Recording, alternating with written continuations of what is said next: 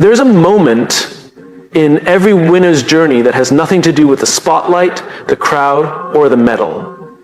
It happens in silence, often in doubt. It's the moment they ask themselves one simple but life-defining question. Why am I doing this? That's where the mindset that separates winners truly begins. Not with talent, not with motivation, not even with hard work, but with why. We tend to look at winners as extraordinary, the kind of people who possess a strength most of us don't. And yes, they have discipline, they work hard, they show up when others quit. But those are not the qualities that create a winner. They are the result of something deeper. They come from a foundation, a belief, a cause. The great paradox is this. Winners aren't driven by the desire to win. They're driven by the desire to matter. Think of the people you admire most in sports, business, art, activism. What truly separates them isn't just skill, it's intention. They know why they do what they do, and that clarity gives them something almost unshakable, direction. Most people chase results, but winners, they chase purpose. Let me tell you about a young athlete. He wasn't the fastest on the track. He didn't have the best gear or the most supportive environment. But every morning, before the sun even rose, he laced up his shoes and trained like the world was watching, even though no one was. Not yet. What fueled him wasn't the hope of a gold medal. It wasn't even to beat someone else. It was something deeper. He ran for the memory of a brother he lost too young. Someone who had believed in him more than he believed in himself. That why burned inside him, louder than any cheer, stronger, and it carried him through the days when every muscle screamed, when every voice said, it's not worth it. But for him, it always was. That's what purpose does. It's not flashy. It doesn't always look like inspiration. Sometimes it looks like exhaustion, like resilience, like still showing up. But it's always real. It's what keeps winners on the path long after the crowd has gone home. Here's the problem. Most people start with what? What should I do? What's the goal? What do others expect from me? And then they ask how. How do I get there? How do I become successful? But they forget to ask the one question that fuels everything else. Why is this worth doing in the first place? When you don't know your why, every failure feels like a reason to quit. Every challenge feels personal. Every delay feels like rejection. But when you do know your why, those same challenges become part of the journey, not the end of it. You stop measuring your progress only by outcomes and start valuing the process. You begin to understand that effort is never wasted when it's aligned with purpose. Winners don't just work harder, they believe harder. And that belief starts from within. That's what gives them the courage to say no to shortcuts. That's what helps them endure when others burn out. That's why they can keep climbing even when the peak is nowhere in sight. There's something powerful about waking up and knowing why your actions matter. Purpose creates alignment. It makes decisions easier. It filters out noise. It allows you to say, this is for me or this is not for me with confidence, not because you're arrogant, but because you're clear. Clarity isn't the absence of doubt. It's the ability to move forward despite it. That's what a strong why gives you. It won't always give you the feeling of confidence, but it will give you the reason to act even when you're scared. Even when you're standing at the edge of uncertainty with nothing but your principles to guide you. When you lead with why, you're not just chasing an achievement, you're building something that lasts, something that matters, and you're no longer comparing yourself to others because your race isn't theirs. Your path has meaning beyond metrics, and that's what makes you unstoppable. People often confuse confidence with clarity. They think winners are fearless. But the truth is, winners are often afraid. The difference is, they've chosen something bigger than fear to follow. That's what anchors them. That's what keeps them from quitting when it gets hard. And it always gets hard. Purpose gives pain a place to go. When you're fueled by why, even setbacks serve you. They teach you, they refine you, and most importantly, they remind you that you're still on the path, still becoming. Now, does this mindset guarantee success? No, but it guarantees meaning. It guarantees that no matter the outcome, you are building a life that aligns with who you are, not just what others think you should be. And sometimes that's the biggest win of all. Because in the end, it's not the medals we remember, it's the people who stood for something, the ones who moved us, not because they won, but because of how and why they showed up. Winners leave a legacy not just in what they did, but in why they did it. So if you want to separate yourself, if you want to live and lead with the mindset of a winner, don't start with a goal. Don't start with a strategy. Start with a reason. Find your why and let it lead you through the noise, through the doubt, through the grind. That's where winners are made. Failure is one of the most misunderstood experiences in human life. We treat it like the end of the road, something shameful, something to avoid. But those who truly win in life don't see it that way. To them, failure isn't a verdict. It's not a dead end. It's a signal, a whisper that says, not this way, not yet, but keep going. We grow up in a system that trains us to fear failure, red marks on tests, grades that define worth, expectations that say if you fail, you've lost. So by the time we step into adulthood, most of us are already programmed to equate failure with inadequacy, with weakness. But here's the truth, that winners learn early. Failure isn't personal. It's directional. Winners don't fear failure because they've redefined what it means. It's not a reflection of who they are. It's information. It's data. It's a moment that offers insight. It tells them what didn't work, where to adapt, and how to get stronger. And while most people let failure stop them, winners let it shape them. Let's pause here. Think about someone you consider successful. Not because of their money or status, but because of how they carry themselves. Chances are, if you dug into their story, you'd find not just one failure, but a pattern of them. And yet those failures didn't break them, they built them. There's a powerful story of a young entrepreneur who started 3 companies before his 4th finally took off. Each time he failed, he faced embarrassment, doubt, and debt. People stopped returning his calls. He began questioning if he was cut out for this. But instead of burying the lessons, he studied them. What did I miss? What wasn't aligned? What could I do differently? When that 4th company found traction, it wasn't luck. It was layers of learned failure that made it possible. What the world saw as overnight success was just the result of years spent listening to the signals. The reason most people never reach their potential isn't because they don't have talent. It's because they misinterpret failure. They take it personally. They make it mean something it doesn't. They say, maybe I'm not good enough. Maybe I'm not cut out for this.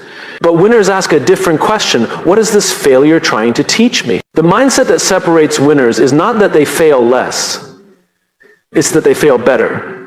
They process it, they reflect, they adjust, and most importantly, they keep moving. Failure to them is part of the process, not proof that they're on the wrong path. In fact, if you're not failing at something, it probably means you're playing too safe, you're avoiding risk, you're sticking to what you already know, and that's not how growth happens. But the real danger isn't in failing, it's in allowing failure to define your story. It's in letting it close the chapter instead of fueling the next one.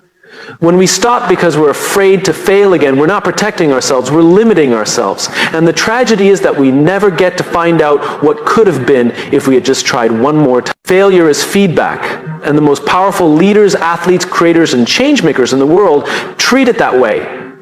They don't avoid hard conversations, they don't hide from critique, they lean into it. Because they understand that growth doesn't come from comfort, it comes from correction. One of the most courageous things a person can do is to look failure in the face and say, thank you. Thank you for showing me where I was misaligned. Thank you for exposing what I didn't want to see. Thank you for giving me a new lens. That gratitude doesn't come naturally. It's built, one setback at a time, through a mindset that refuses to let failure become final. Now, this doesn't mean failure won't hurt. Of course it will. It stings. It challenges your identity. It makes you doubt. But there's a difference between pain and paralysis. Winners feel the pain, but they don't let it paralyze them.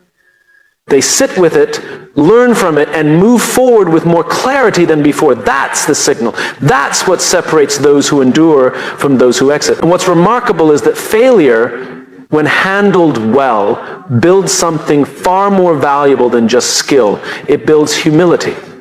It keeps you grounded. It teaches you that you're never above learning, never above improvement. It teaches you to listen to others, to the process, to yourself.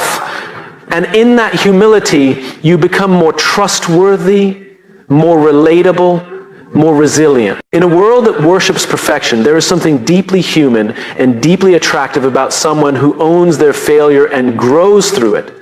People don't follow those who have never fallen. They follow those who've fallen and stood back up, wiser, clearer, more determined. If you're in a season of failure, if you've hit a wall, lost your footing, or watched something you believed in fall apart, you are not broken. You are being built. The signal is not saying stop. It's saying pause, assess, adapt, then go again. That pause isn't weakness. It's strategy. The ones who win aren't the ones who avoid falling.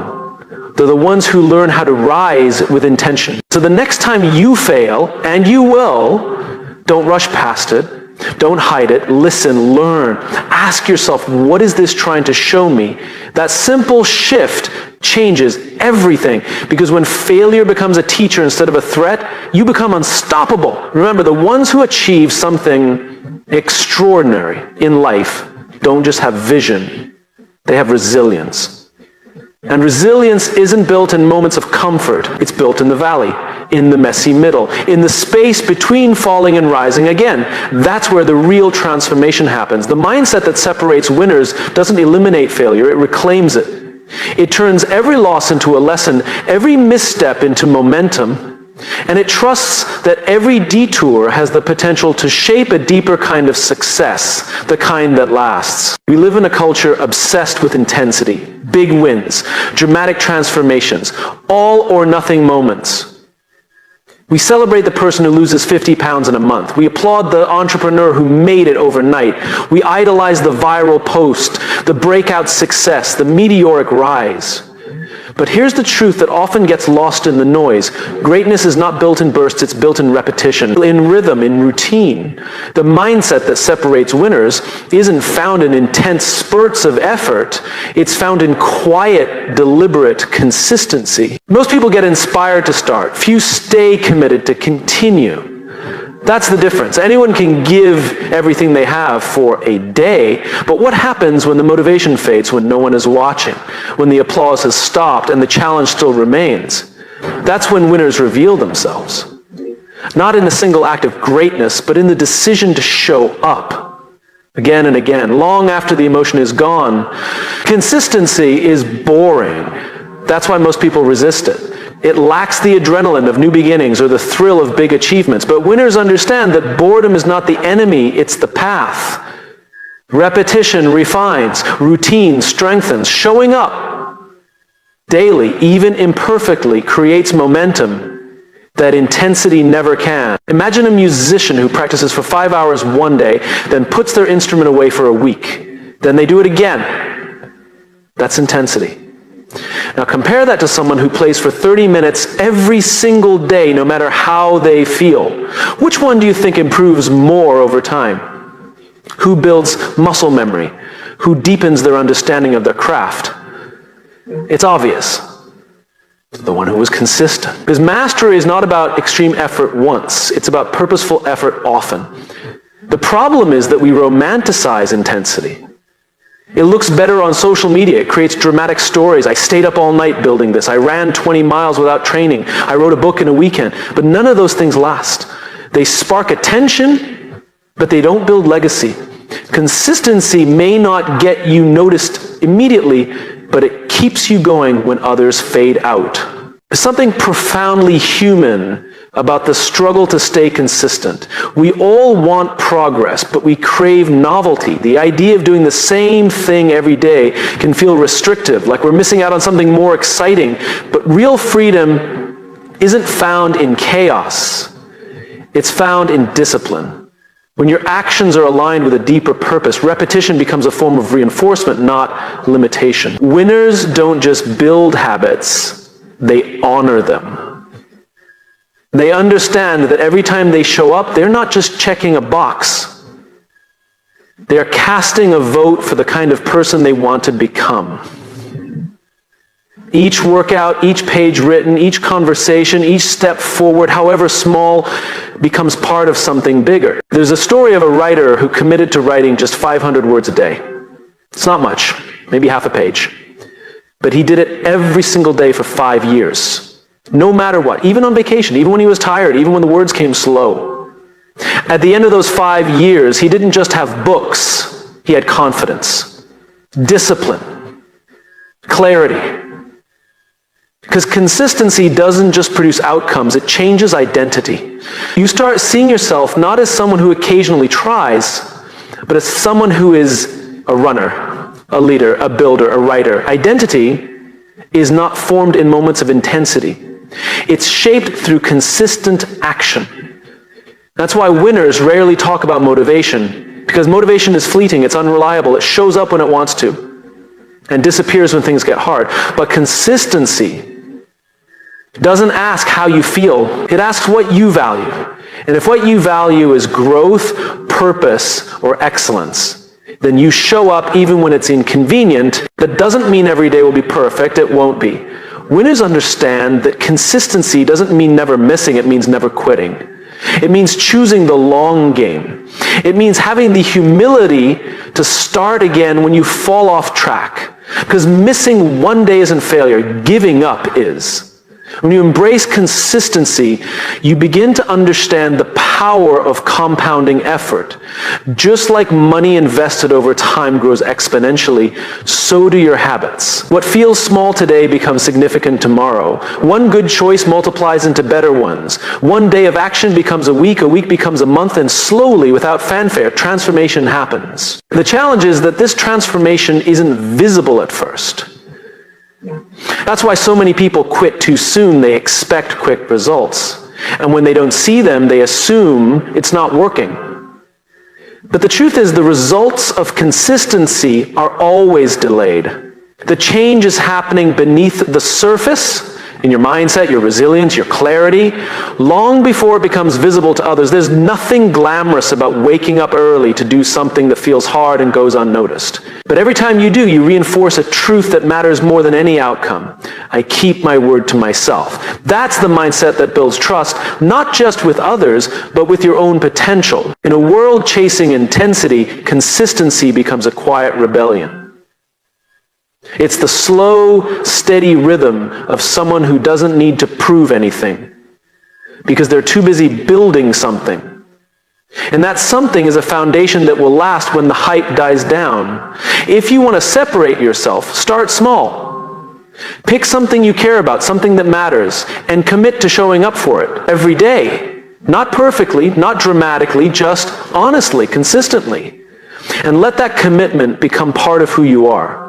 Because in the end, intensity impresses, but consistency transforms. And the people who leave a legacy, who change the game, who redefine what's possible, they don't do it with one grand gesture. They do it by showing up again and again, long after the rest have stopped. We live in a world obsessed with now, immediate results, instant gratification, fast success.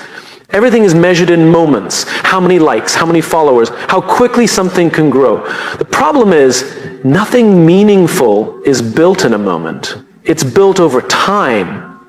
And that's the mindset that separates winners. They play the long game. Winners don't chase shortcuts. They don't fall for the illusion of quick win. Because they understand something most people don't. Speed isn't the goal. Sustainability is. Lasting impact is. Legacy is. And those things aren't born in urgency, they're born in patience, intention, and endurance. The long game is uncomfortable. It doesn't offer immediate validation. It requires you to work for things you can't see yet. It asks you to believe in a future that hasn't arrived, to act in service of something bigger than the moment. That's what makes it so difficult. That's what makes it so rare. Most people quit too early, not because they lack talent, but because they lack patience. They plant seeds and then get frustrated when they don't see fruit right away. But winners know the soil matters. The time matters. The roots matter. What's happening beneath the surface is just as important, sometimes more important, than what's seen above it. There's a story of a bamboo tree that doesn't break the surface for years. It's growing, yes, but underground. The root system is developing strength, anchoring itself deep so that when the time comes, it can rise rapidly and stay standing. But here's the thing, if you didn't know that, you'd think nothing was happening. You'd think you failed.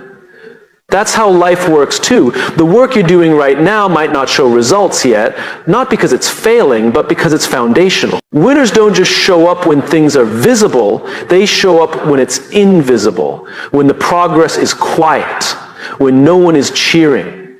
They don't confuse the absence of applause with the absence of progress. They understand that impact compounds, that the small actions repeated over time create something larger than any single breakthrough. The long game asks a different set of questions, not how do I win quickly, but what can I build that lasts? Not how do I get ahead of others, but how do I get better over time? Not what's the fastest path, but what's the right path? These questions don't offer fast answers, but they lead to meaningful direction, and direction matters more than speed. There's something dangerous about a world that rewards speed without substance. It teaches people to cut corners, to choose attention over integrity, to seek momentum without meaning. But winners resist that pressure. They're not trying to impress, they're trying to improve. That's what makes them different. They aren't addicted to the dopamine of being noticed. They're committed to the discipline of becoming worthy of being remembered. Playing the long game also means embracing delay. It means putting in the work today for rewards that might not come for years. And that's hard. It goes against everything we're conditioned to believe. We want to see results, to track progress, to measure every outcome. But not everything valuable is measurable right away. Sometimes the most powerful results are invisible for a while. Better character, deeper trust, refined skills, stronger value. These things grow slowly, but they build a foundation that lasts through storms. There was a coach who once told his team, we're not building champions for this season, we're building men for life.